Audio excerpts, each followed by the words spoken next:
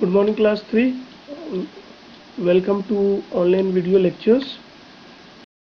We will take up first chapter of environmental studies today, family and what are the topics we will cover under this chapter. First, we will talk about types of families. Then we will talk about how in a family work gets distributed. Then we will talk about our relationships, and finally we will talk about family tree. हम लोग सबसे पहले इस chapter में हम पढ़ेंगे कितने family कितने प्रकार के होते हैं, उसके बाद हम लोग पढ़ेंगे कि फैमिली में वर्क का डिस्ट्रीब्यूशन कैसे होता है, फिर अपने रिलेटिव्स के बारे में कुछ जानेंगे और फिर फैमिली ट्री के बारे में भी कुछ जानेंगे। फैमिली दो तरह के होते हैं, न्यूक्लियर फैमिली और ज्वाइंट फैमिली। और फिर न्यूक्लियर फैमिली को फर्दर क्लासीफाई कर दिया जाता है स्मॉल न्यूक्लियर फैमिली और बिग न्यूक्लियर फैमिली में। न्यूक्लियर फैमिली कहते हैं कि जब nuclear family is a family which consist of parents and their children. एक फैमिली जिसमें सिर्फ एक माँ बाप और उनके बच्चे हों उनको न्यूक्लियर फैमिली बोला जाता है। उसमें भी स्मॉल न्यूक्लियर फैमिली तब होता है जब एक सेट ऑफ पेरेंट्स के एक या दो बच्चे हों तो वो स्मॉल न्यूक्लियर फैमिली कहलाता है, और जब एक सेट ऑफ पेरेंट्स के दो से ज़्यादा बच्चे होंगे तो उसको बिग न्यूक्लियर फैमिली कहा जाता है। और ज्वाइंट फैमिली कहा जाता है जब एक फैमिली जिसमें कि पेरेंट्स के अलावा grand parent, children, uncle, aunt, cousin सब लोग एक साथ मिलकर रहते हैं। So definition wise nuclear family is a family which consist of parents and their children.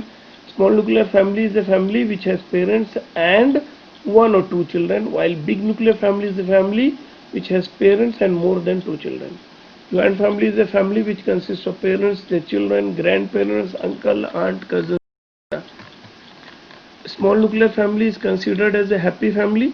Small nuclear family को माना जाता है कि एक सुखी परिवार है, छोटा परिवार सुखी परिवार होता है, इसलिए कि उसमें सभी फैमिली मेंबर्स की सभी तरह की ज़रूरतों का पूरा ख्याल रखा जा सकता है, इसलिए कि परिवार छोटा होने की वजह से एक्सपेंसेस कम होते हैं। वहीं जो बड़ी फैमिली होते हैं उसमें इनकम लिमिटेड होता है, दो ही लोग कमाने वाले होते हैं या कई जगह पे एक ही व्यक्ति कमाने वाला होता है, जबकि खर्च करने वाले हाथ ज़्यादा होते हैं। तो इसीलिए ये एक मॉडर्न डे कॉन्सेप्ट है या मॉडर्न डे अप्रोच के हिसाब से न्यूक्लियर फैमिली में भी स्मॉल फैमिली को हैप्पी फैमिली माना जाता है, बिग फैमिली को हैप्पी फैमिली नहीं माना जाता है। हालांकि इसका अगर दूसरा पॉइंट देखा जाए तो बहुत सारे और भी पॉजिटिव्स और निगेटिव्स दोनों के होते हैं, but by and large modern society में nuclear family small nuclear family को हैप्पी फैमिली कहते हैं। ज्वाइंट फैमिली आजकल दिन बढ़ते दिन ज्वाइंट फैमिलीज जो है कम से कम होते जा रहे हैं, ज्वाइंट फैमिली टूट के न्यूक्लियर फैमिलीज में बदल रहे हैं। कि कई कारण हो सकते हैं, कुछ लोग आजकल ज़्यादा हायर स्टडीज़ के लिए बाहर निकलने लगे हैं, जॉब के लिए बाहर निकलने लगे और इस तरह से परिवार टूट रहा है, छोटा हो रहा है। एक परिवार में हम लोग सुख दुख को आपस में बांटते हैं, खुशियों को बांटते हैं, काम काज को भी बांटते हैं, और फेस्टिवल्स हुआ, पिकनिक हुआ, ये सब को भी हम लोग साथ में मिलकर सेलिब्रेट करते हैं। तो जहाँ सुख को बांट रहे हैं वहाँ दुख भी कम हो रहा है। तो कहा जाता है कि एक फैमिली में जो हमारे सुख है बांटने से कई गुना बढ़ जाता है और दुख है बांटने से कई गुना घट जाता है। और इसमें वर्क का भी डिस्ट्रीब्यूशन एक फैमिली में होता है। एक typical Indian middle class family या एक टिपिकल इंडियन फैमिली में क्या होता है कि घर का जो कामकाज है, खाना पकाना वगैरह, वो मम्मी आंटी ये लोगों की जिम्मेदारी होता है, जबकि पैसा कमाने की जिम्मेदारी अंकल और पापा वगैरह को होता है। और जो ग्रैंड पेरेंट्स है वो गार्डन वगैरह का काम करेंगे या छोटे बच्चों को कहानी सुनाने का काम करेंगे, और जो बच्चे हैं वो ग्रैंड पेरेंट्स को गार्डनिंग में हेल्प करेंगे या फिर मम्मी पापा को छोटे मोटे कामों में हेल्प कर देंगे। बट ये बहुत एज ओल्ड कॉन्सेप्ट या पुराना कॉन्सेप्ट हो गया, जहाँ पे ऐसा माना जाता है कि घर का काम सिर्फ लड़कियां करेंगी, कमाएंगे सिर्फ मर्द। ये पुराना कॉन्सेप्ट हो गया है। आज के डेट में आंटी लोग भी, मम्मी लोग भी, लेडीज़ लोग भी वर्किंग वीमेन हैं, बाहर जा रही हैं और कमा रही हैं, और कई सारे केसेस में अपने मेल काउंटर पार्ट से ज़्यादा कमा रही हैं। और उसी प्रकार अब ये भी सोच धीरे धीरे ख़त्म हो रहा है कि मम्मी पापा या अंकल लोग घर के कामकाज में बिल्कुल हाथ नहीं बटाते थे और बोलते थे ये लड़कियों का काम है। तो ये सोच बदल रहा है और इसको बदलना भी चाहिए। हम लोगों को, हर किसी को घर के कामकाज में अपने घर की औरतों का हाथ जरूर बटाना चाहिए।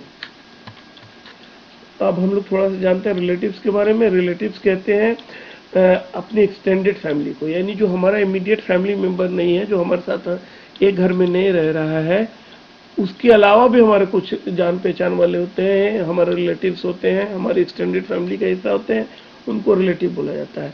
जैसे कि मेरे पापा के भाई, अगर वो हमारे साथ में रहे तो वो हमारे रिलेटिव हो गए, या फिर मेरे दादा के चचेरे भाई, या पापा के चचेरे मौसेरे भाई, या फिर मम्मी के चचेरे मौसेरे भाई, ये सब हमारे रिलेटिव्स कहलाएंगे। वो रिलेटिव्स जो पापा के साइड से होते हैं उनको पैटर्नल रिलेटिव्स कहते हैं, जो मम्मी के साइड से होते हैं उनको मैटरनल रिलेटिव्स कहते हैं। So relatives who are from father side are paternal relatives and relatives who are from mother side are maternal relatives. Family tree basically जैसे जैसे एक फैमिली, जैसे जैसे वक्त बीतता है फैमिली बड़ा होते जाता है, और जब फैमिली बड़ा होते जाता है तो जैसे एक पेड़ बड़ा होता है तो उसकी ब्रांचेस निकल आती हैं, तो ऐसे जैसे जैसे फैमिली बड़ा होता है उसके भी कई ब्रांचेस निकलना शुरू होते हैं। और जब पूरे एक फैमिली को एक रिप्रेजेंट किया जाए एक डायग्रामेटिकली, जिसमें दिखाया जाए कि कौन किसका बेटा है, कौन किसकी बेटी है, कौन किसका पोता है, कौन किसकी पोती है, तो उस डायग्राम को फैमिली ट्री बोला जाता है। जैसे कि एक सैंपल फैमिली ट्री आपके सामने स्क्रीन में अभी दिखाई दे रहा है, जहाँ पे एक दादा है, दादी है, फिर उनके 2 बेटे हैं, एक बेटे का नाम रितेश है, दूसरे बेटे का नाम गौतम है।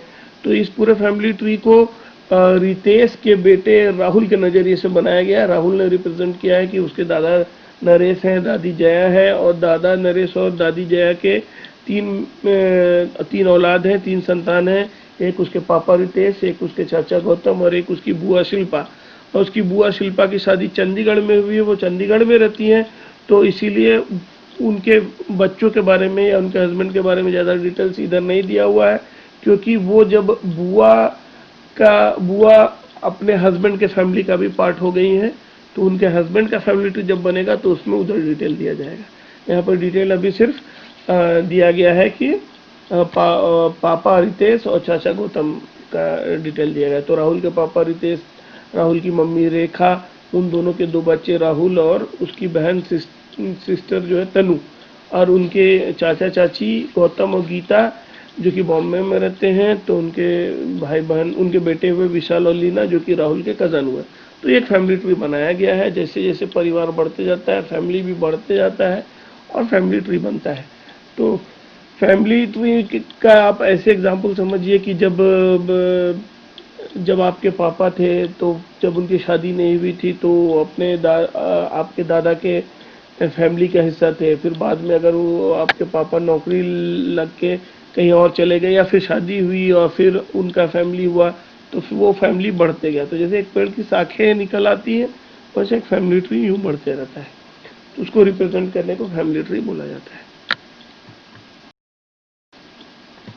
होमवर्क में आप लोग ख्याल रखेंगे कि चैप्टर को थॉरोली पढ़ लें, इसलिए कि वीडियो लेक्चर में बहुत कुछ डिटेल में समझा पाना मुश्किल है। और बुक में आपको एक स्टोरी वाइज डेवलप किया गया है कि एक लड़की शिवानी है, और वो अपने पहले फैमिली के बारे में बात कर रही है, फिर अपने फ्रेंड की फैमिली के बारे में बात कर रही है, एक तीसरे फ्रेंड के फैमिली के बारे में बात कर रही है, और इस तरह से वो कहानी के तौर पर समझाया गया है कि कौन सा जॉइंट फैमिली है, कौन सा न्यूक्लियर फैमिली है, कौन सा स्मॉल न्यूक्लियर फैमिली है। तो उसको आप पढ़ेंगे तो ज़्यादा अच्छी तरह समझ सकते हैं। वीडियो लेक्चर में सब कुछ कवर कर पाना थोड़ा सा मुश्किल हो रहा है। तो उसके अलावा ये जो वीडियो है, इसका PDF फॉर्म भी आपको मैं दे दूंगा, तो ये एक नोट्स की तरह हो जाएगा। इसको भी आप लोग पढ़ लीजिएगा, और इसको कॉपी में नोट्स की तरह बना भी सकते हैं। इंपॉर्टेंट डेफिनेशंस जो आए हैं उनको आप लोग याद कर लेंगे और कॉपी में लिख लेंगे। प्लस इस चैप्टर के एंड में जो एक्सरसाइजेज हैं उनको भी कंप्लीट कर लेंगे। Particularly multiple choice questions, fill in the blanks और शॉर्ट आंसर टाइप क्वेश्चंस आप लोग कर लेंगे।